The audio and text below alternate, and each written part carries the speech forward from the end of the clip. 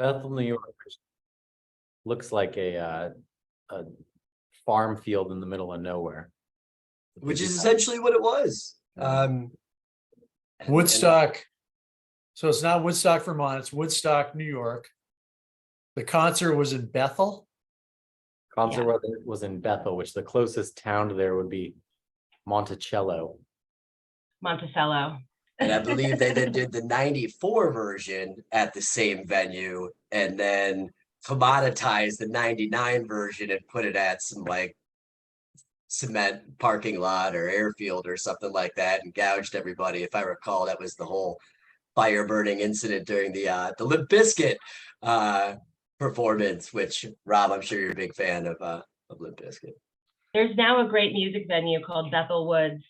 So a lot of awesome bands go and play there. A bunch of my friends that are still back in New York frequent the concerts at Bethel Woods, but you should check it out if you're going to be up there.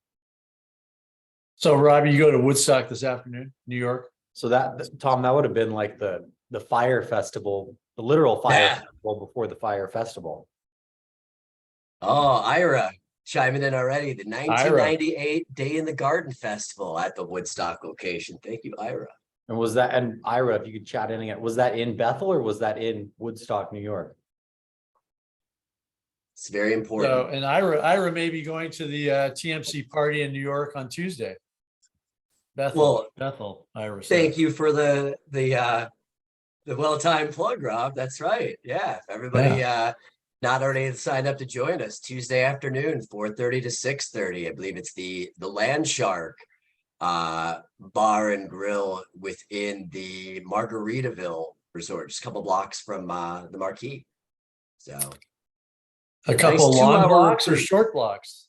See, that's a great point. I took that away from the commentary this week. So I would say 4 short blocks. Yeah, I think you're right. So Robbie, when you and congratulations again on riding your bike 1,100 miles from Manhattan to Chicago. Yeah, welcome to the rundown. And can we start right there, Robbie? Can you take us through this bike trip from Manhattan to Chicago? And, you look good physically. I assume the bike's in good shape and want to hear all the trials, tribulations, how long it took. I almost didn't make it and fell in love with an Amish girl in the farm fields of Pennsylvania, but somehow. No, I think it's closer to 900 miles than 1,100 miles. It's not like riding in Colorado or California. Once you get through the Appalachians, it's pretty flat. My biggest opponent was the wind.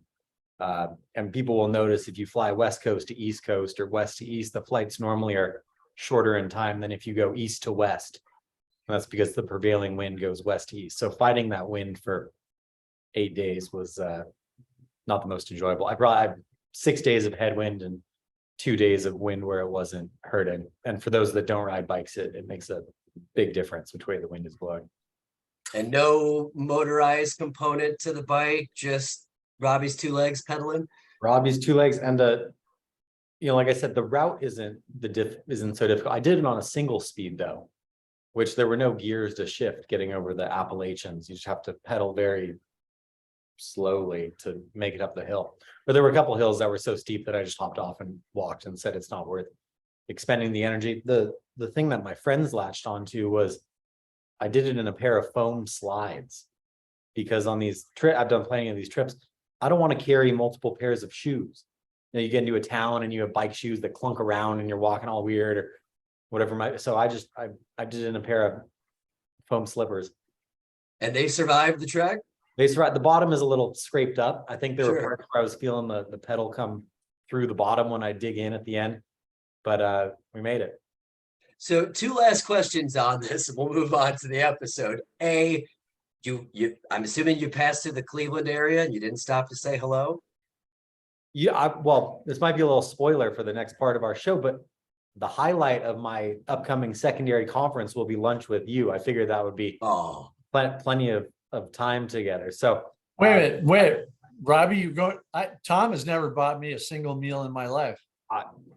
He might not buy a meal, not a single meal. That I I gotta upgrade my pay grade before I can afford to wine and dine you, Rob. And I don't even have a Chrisman LLC card. What's up with that?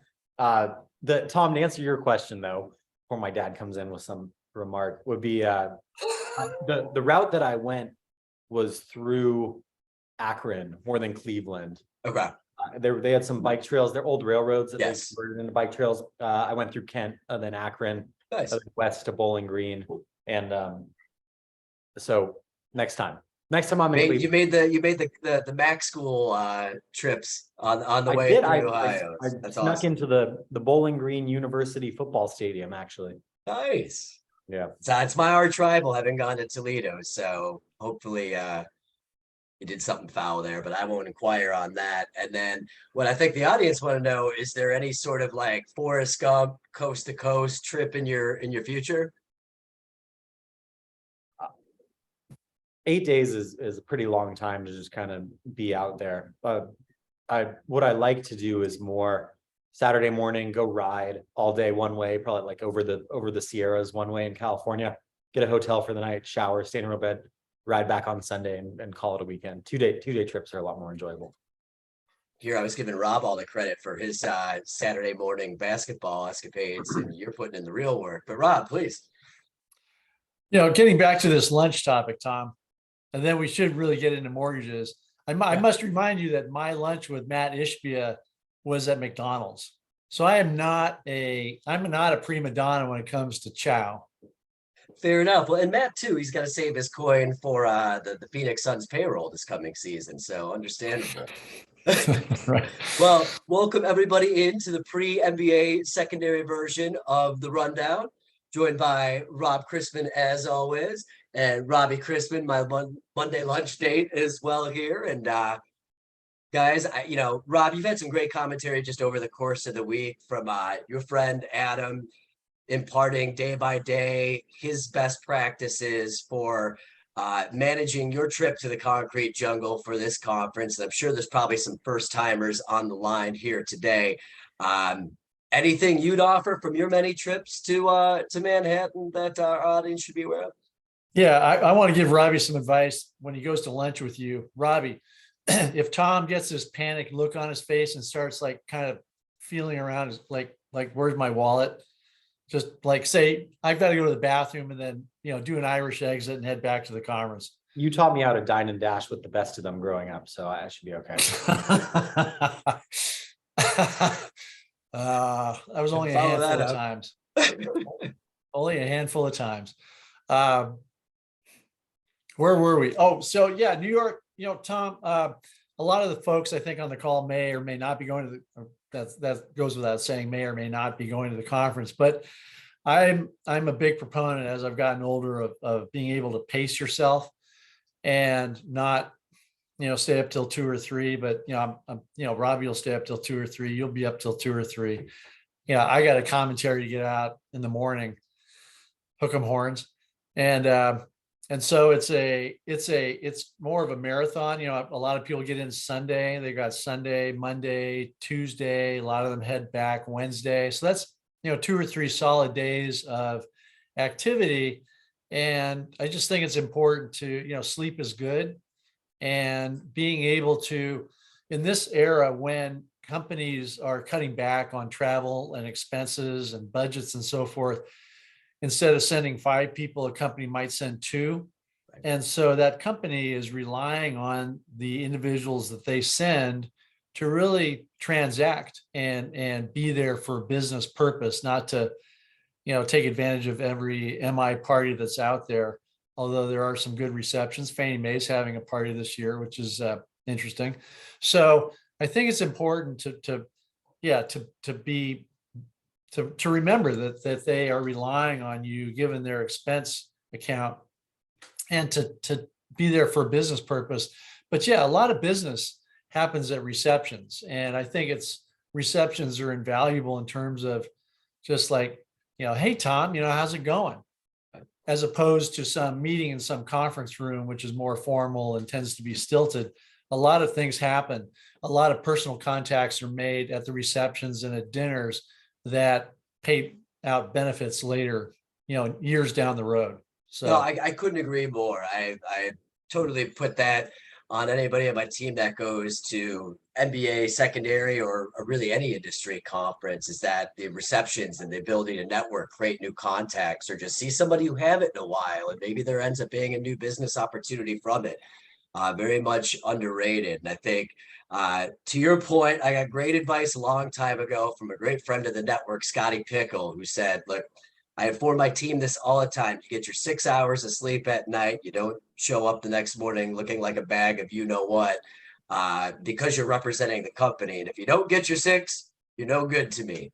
And my piece of advice over the years is pace yourself in between meetings too. In my early trips to secondary, would schedule every 30 minutes on top of one another.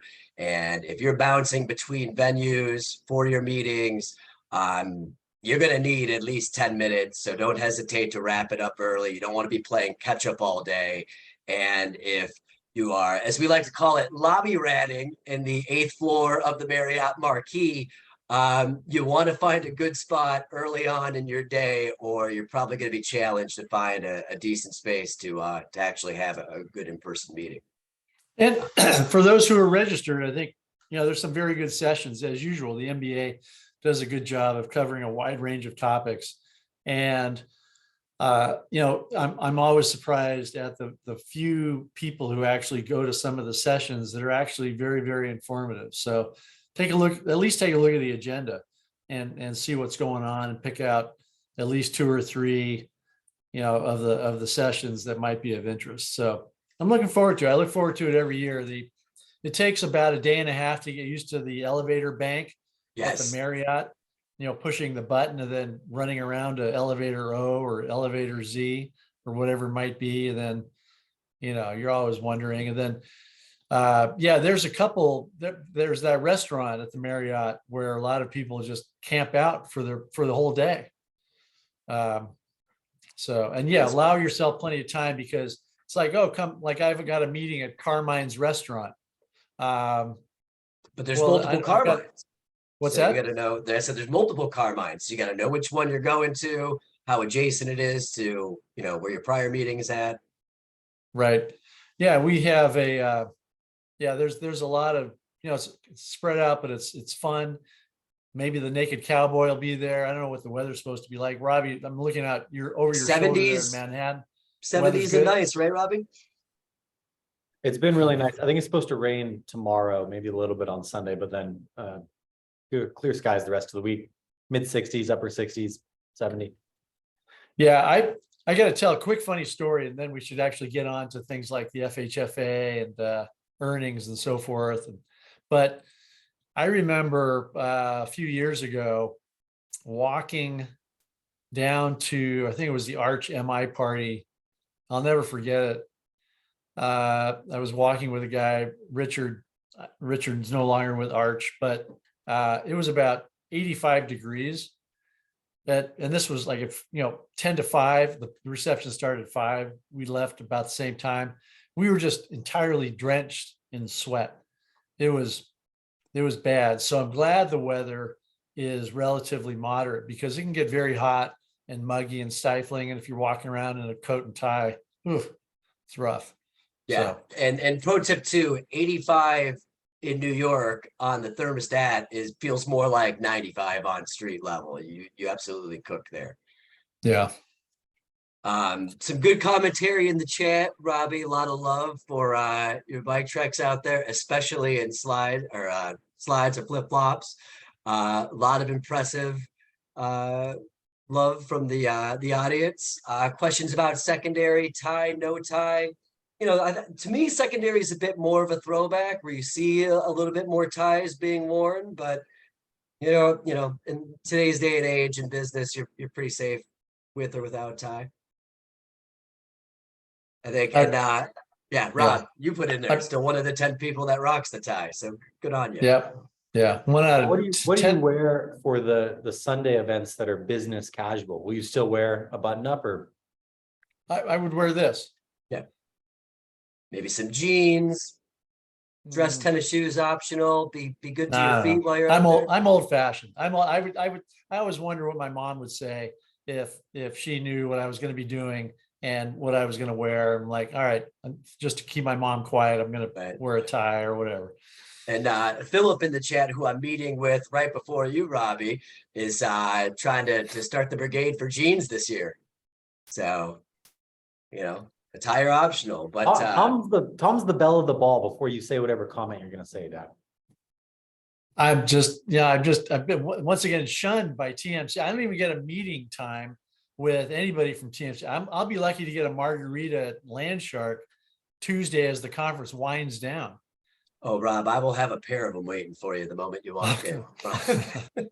Okay. You'll probably want one by that And don't- point at the And event. and Tom, don't go with the CVS tequila this year. All right, maybe you could step up that. You Step it up a foiled little. my plans. I tell you what, last thing on that front too, from all the Adams comments all week, the newest thing I gleaned from that, I didn't recognize, I ever noticed that the restaurant venues have a letter grading system in the window, and that if it's anything other than A, avoid it. So I've had some good meals at less than stellar places. well, how about we talk about some mortgage industry things for the week? You mentioned FHFA, a host of headlines out there. I think one that jumped out to me was they're seeking input on loan pricing and GFI links to the capital framework. I know you've talked about this with Rich back in the day too, just about, when the GFIs were introduced back in 2012 and how it was seen to be kind of a temporary fee charge, which suddenly became permanent, like alcohol or tobacco tax in certain locales. But, interested in your thoughts, just as the agency, seeks ideas on what their overall goals should be and whether those upfront guarantee fees lenders should pay, to continue to pay. Yeah, I think it's interesting. They are asking for public input or industry input. And I think, it's important for people to understand that I'm going to continue to publish the link for people to comment on guarantee fees, debt to income pricing, loan level price adjustments, and so on. I personally think, and not that I like to predict things or am any good at it whatsoever, but I would tell people when the FHFA came out with that announcement in January about these price changes, I said, Sandra's, she's got her finger on the pulse of the industry. I wouldn't be surprised at all if she changed things up a little bit or changed or not recanted, but rescinded, but, shifted things a little bit. And I still think that given the FHFA's request for information, I still think they're in that mode. I think that'll be a very big topic next week. The fact that the FHFA has done what they did. Another big topic will probably be, the credit industry in terms of what's going on out there. The increase in fees has caused a tremendous amount of scrutiny on the credit reporting agencies and the bureaus and Fair Isaac and so forth. But along those lines, you brought up next week, I wanted to ask Robbie, you've been to a few of these, and what do you think? What do you want to get out of the conference, and what do you think for people who may be sending a representative to Manhattan for the secondary conference? What do you think? What would you tell people to get out of the conference itself? It's interesting. You made a good point about the sessions. The sessions are surprisingly good at conferences like these, and hopefully people registered and are able to attend some of those. You also mentioned it's a throwback, and these conferences have become a little bit of a throwback, where since the pandemic, everything's done on Zoom and you don't need to fly across the country to have a meeting with someone. It's nice to be reminded, people in the mortgage industry are still out there, see some old faces, network, and business. It is better to get done face-to-face with a handshake than over Zoom. So meet with your clients, pledge your support to your counterparties, and attend a session or two if you can, my advice.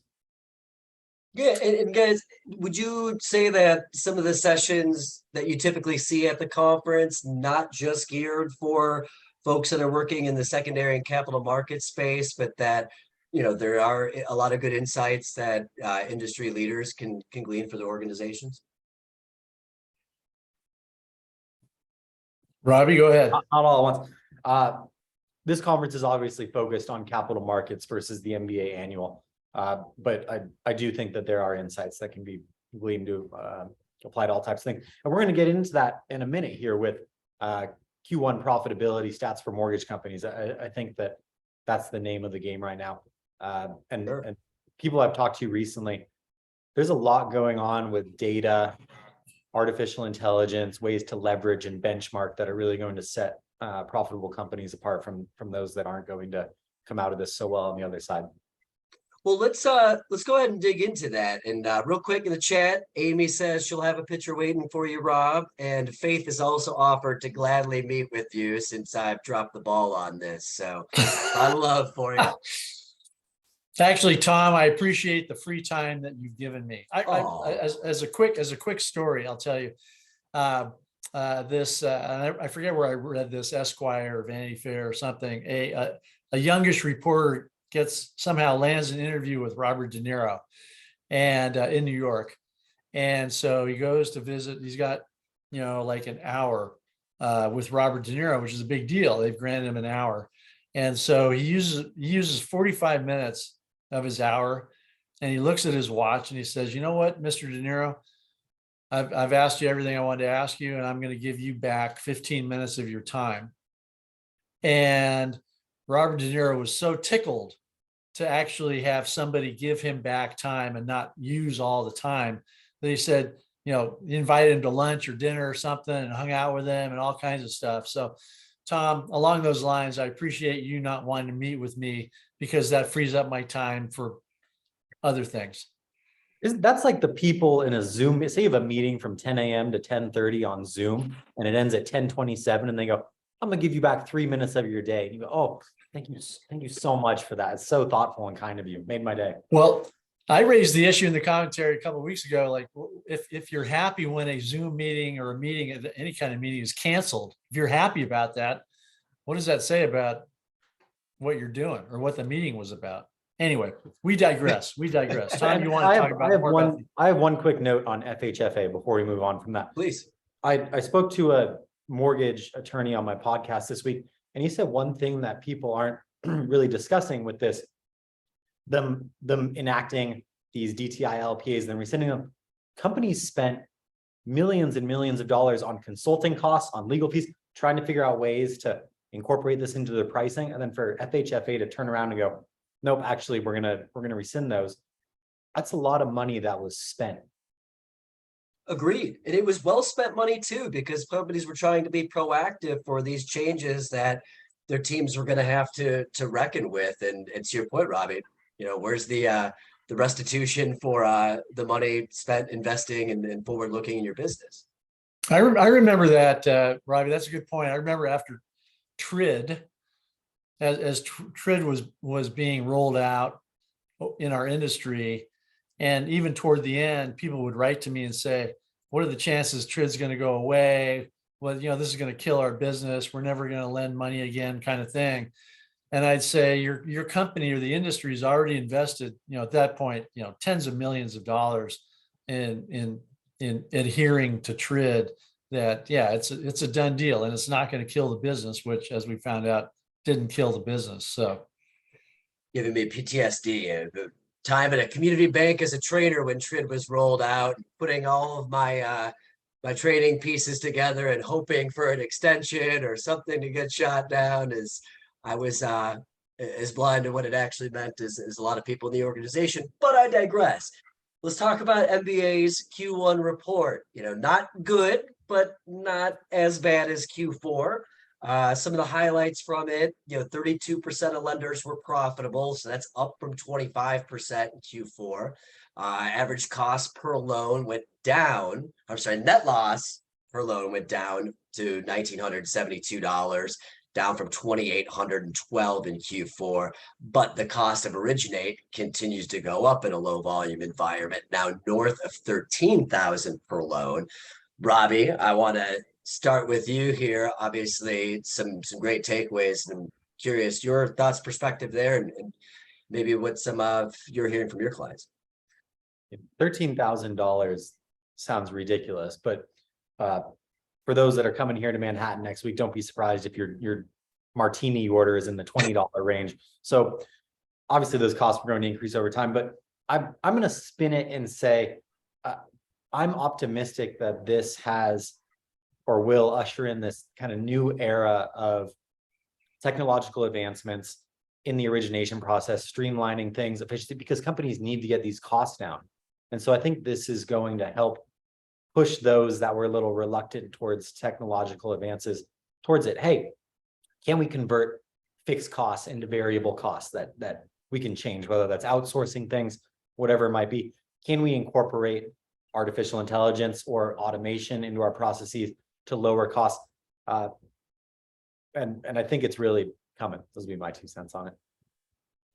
Yeah, you raise great points here, and I've seen more of this from members in our network, looking at different tech and data solutions out there and starting to figure out, how to find more trust in the data that they're getting back from it, and then being able to take that and look at different components of their operation and try to, seek out operational fixes or maybe different solutions out there that can cut down turn times, reduce fixed costs associated with the processes. I know we talked about this with some of our credit verification providers too.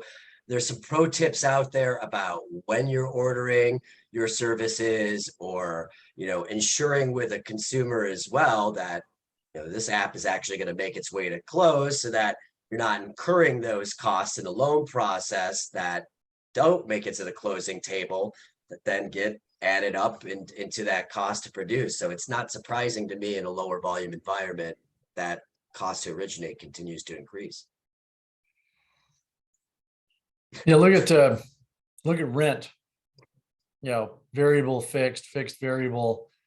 You have an office building. I remember when Loan Depot was shrinking, if it's not continuing to shrink. I think Anthony Shea owned a couple very large buildings.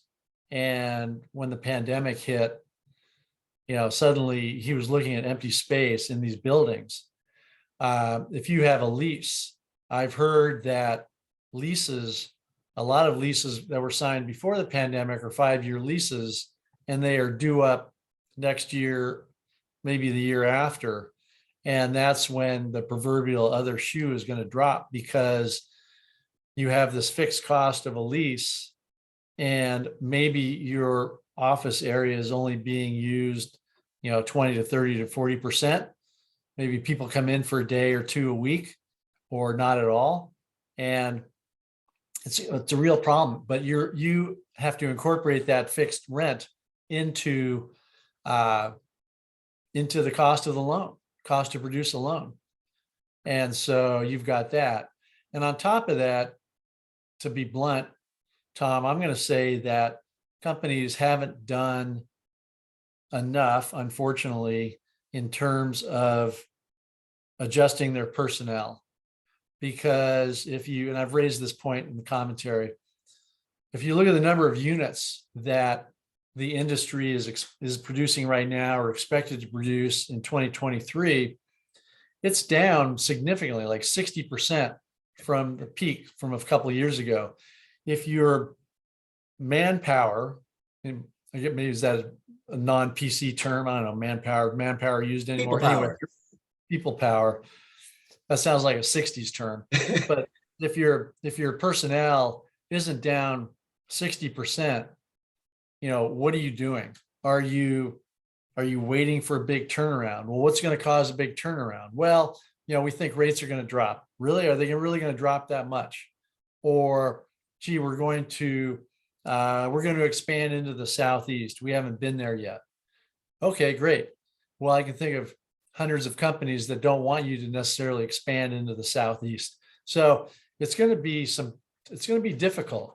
And you have to ask people on the call, have to ask senior management, why? What makes you think that, how are we going to accomplish these goals? Because it's nice to talk about going after market share and lowering your per loan cost. But how are you going to do that? If you're a vendor in the crowded LOS space or CRA, or I'm sorry, CRM, or sub-servicing, what is it that differentiates you from your competitors? How are we going to get market share? What is our sales staff doing to really expand in order to support the overhead of the back office staff that we have now? Or do we need to cut more underwriters, processors, doctors, funders, and the like? So I don't think, we had some very tough decisions that many companies made last year in 2022 and into 2023. I don't think a lot of companies are done making those tough decisions, unfortunately. So Would tend to Hate to agree, be- just when you look outward and what the volume is projected to look like over the remainder of this year and over the course of 24 too, you're right. You've got to kind of right size according to that. And you brought up, wanting to expand your footprint. Well, there's some costs associated with that as well. And it always comes back to that kind of silver bullet out there around originator compensation. And, does it make sense to your business model to be that aggressive to try to bring in the business from a top producer? yeah.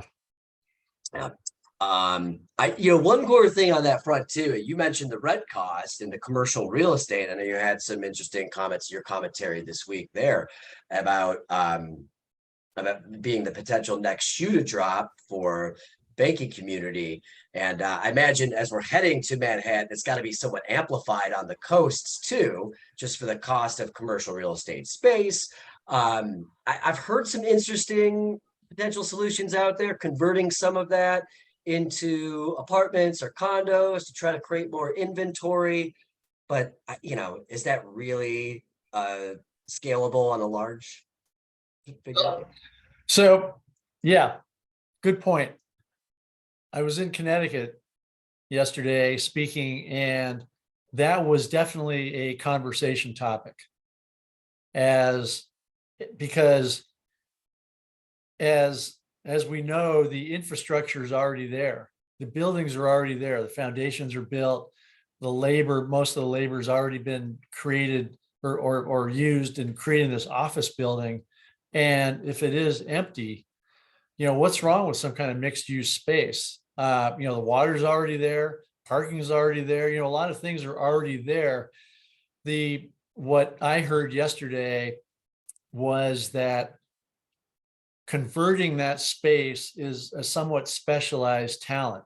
So many builders, so many contractors, they're used to dealing with 2x4s and plywood and sheetrock and flooring and so forth, and excavation and putting the roof on. That's a particular skill set. Those things aren't really used when you're converting, 50,000 square feet of office into, however many condominiums.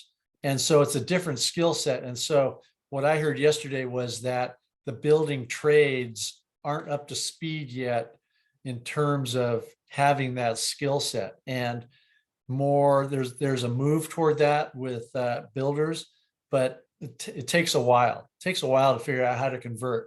Yep. And but I definitely see that happening, especially as office space continues to be underutilized.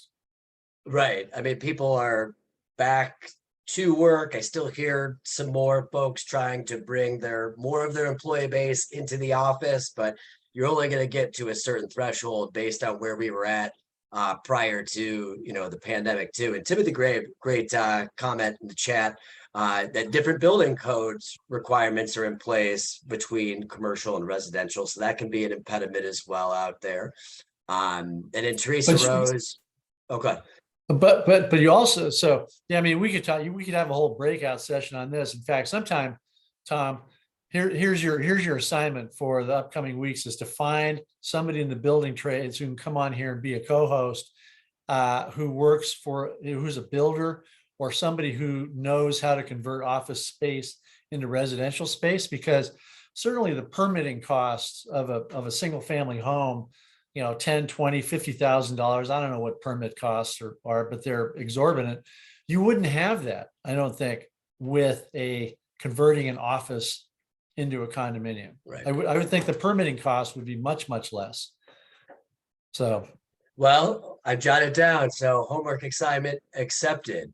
Another good comment from Teresa too, just around our conversation about AI, that from her experience, currently so expensive that there isn't a help today, especially with the strain on costs.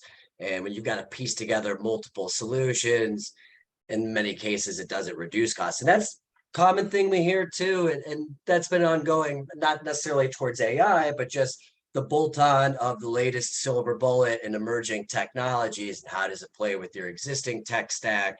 And are you simply ballooning costs to try to create one gain while finding other inefficiencies, as you know, the rest of your stack may not talk or free flow of data as much as you'd like to see. Well, I know running short on time here too. So we saw more ransomware attacks out there this week. All the industry associations essentially come together to warn the Supreme Court of chaos if CFPB is ruled unconstitutional.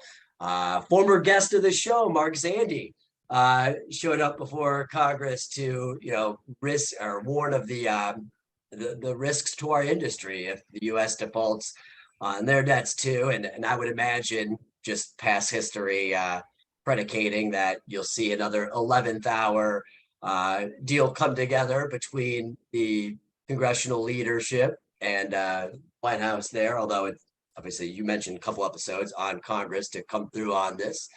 Obviously, pressure of a deadline always brings parties to the table. And even if there's some short kick the can down the road fix to make a larger debt ceiling too, sure we'll see some small shakeup in the markets because of it. But I know Mark in his comments for rate pressure to go upwards north of 7%. I know you love having these weekly conversations, and then further reducing housing affordability as well.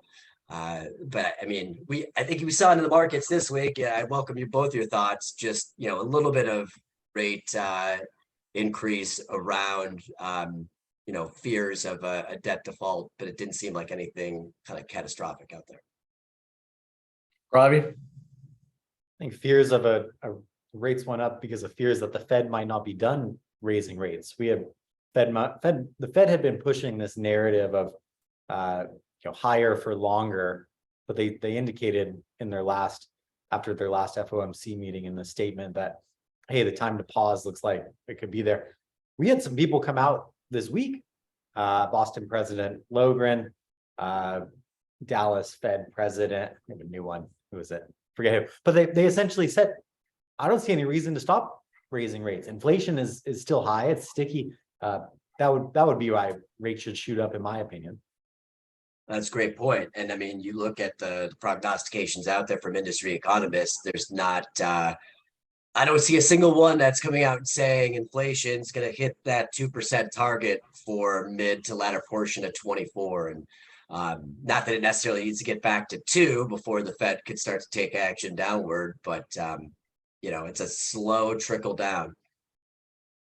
It's behavioral economics. Rob, you mentioned $20 range for martinis. I'm sure that'll be there in Manhattan next week. But families, at some point, families whose wages have not kept up with the rate of inflation are gonna yell uncle.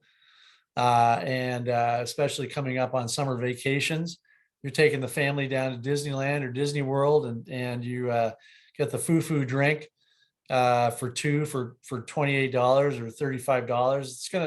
It's gonna set families back quite a bit. I think it'll be apparent as the summer goes on that families are really being pressured to a great degree because of some of the costs of travel and entertainment. Yeah.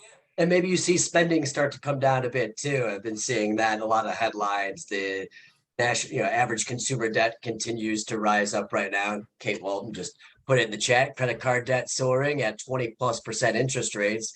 Yeah, I mean that strangles the buying power of your average consumer as well. Yeah.